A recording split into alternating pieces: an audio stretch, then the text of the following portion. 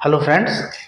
आज मैं गुदा में होने वाली जो कॉमन बीमारियां हैं जो अधिकतर इसके मरीज होते हैं उनके बारे में थोड़ा बताऊंगा कि आप उसको उसके लक्षण से ही भी आप खुद भी समझ सकते हैं कि आपको गुदा में कौन सी बीमारी है और कौन कौन सी ऐसी बीमारियां होती हैं जिसमें दवाइयों से ठीक किया जा सकता है और कौन से ऐसे लक्षण होते हैं जिसमें दवाइयां काम नहीं करती, उसमें छारसू सर्जरी या सर्जरी से ही आराम पड़ सकता है। तो सबसे पहले हम लेते हैं एनल फिशर को। बहुत कॉमन बीमारी है ये। इसमें जब पेशेंट शौच के लिए जाता है तो उसको दर्द होता है। दर्द होता है या खून आता है तो खून बूंद बूंद करके आता है, लैट्रिन के बाद में आता है। अगर ऐसा हो रहा है, पेन हो रहा है और पेन मोशन के साथ में ब्लड बूंद बूंद करके आ रहा है और दर्द के साथ आ रहा है तो हो सकता है उसको एनल फिशर हो।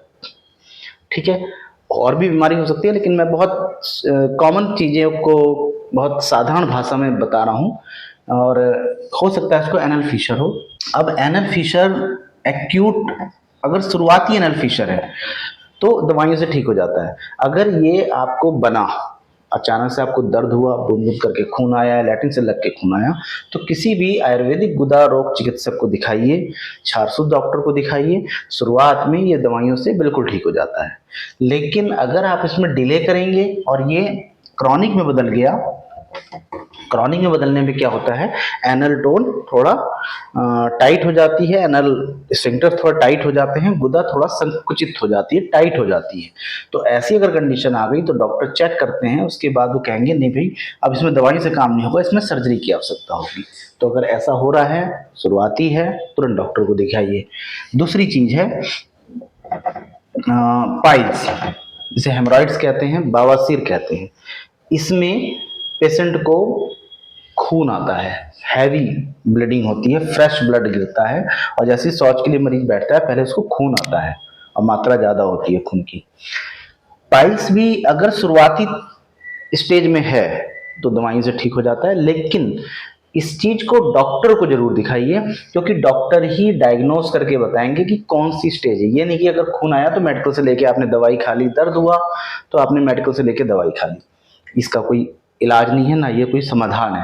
तो अगर डॉक्टर को दिखाएंगे तो वो समझेंगे कि अब पाइल्स जो होते हैं, पाइल्स के हमने 4 स्टेजेस बताई हैं, first stage, second stage, third और फोर्थ।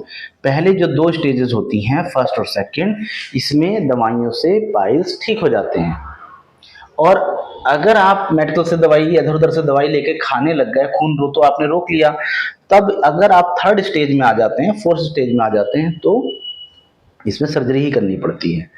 तो पहले स्टेज में क्या होता है, खून आता है मरीज को।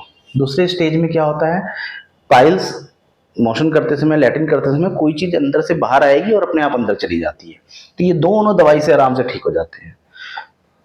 थर्ड स्टेज में पाइल्स बाहर आता है लैट्रिन के रास्ते से और उंगली से पुश करने पे वो अंदर चला जाता है। चौथे में वो बाहर ही आ जाता है।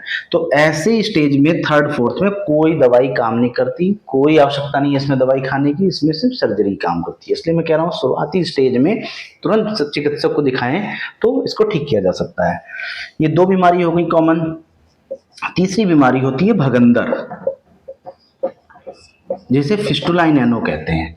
भगंदर में क्या होता है कि गुदा, ये गुदा का रास्ता है, इसके आसपास फुंसी, फोड़ा वो बनता है और उसमें से मवाद निकलती है। मरीज सोचता है, एक बार मरीज ने मवाद निकली, दवाई लेके खा ली, मवाद निकलना बंद हो गई, फुंसी सूख गई, कुछ दिन बाद फिर से फूटती है, वो फिर से निकलती है।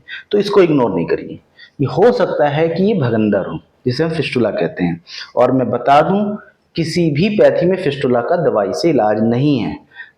फिस्टुला में सिर्फ सर्जरी ही करवानी पड़ती है और सर्जरी में भी छारसू सर्जरी फिस्टुला के लिए सबसे बढ़िया होती है, सबसे सक्सेस रेट उसके सबसे ज्यादा है।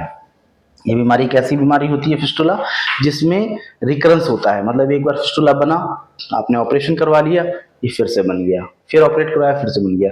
तो इसमें कौन सा ऑप्शन सबसे बेस्ट होता है ऑपरेशन का, वो है छारसूत्र सर्जरी। अगर छारसूत्र सर्जरी करवाते हैं तो उसके सक्सेस रेट, उस ऑपरेशन करने के सक्सेस रेट 97-96% होते हैं। तो सबसे बेस्ट सर्जरी उसकी छारसू सर्जरी है। तो मैंने आपको कॉमन 3 चीज़ों के बारे में बताया। तो इसमें इन बीमारी को इग्नोर बिल्कुल ना करिए। अपने नज़दीकी किसी भी गुदा रोग चिकित्सक, जो आयुर्वेद के गुदा रोग चिकित्सक हैं या छारसूत के डॉक्टर हैं, उनको तुरंत दिखाइए और शुरुआती तौर पे ये ठीक किया जा सकता है। Thank you very much.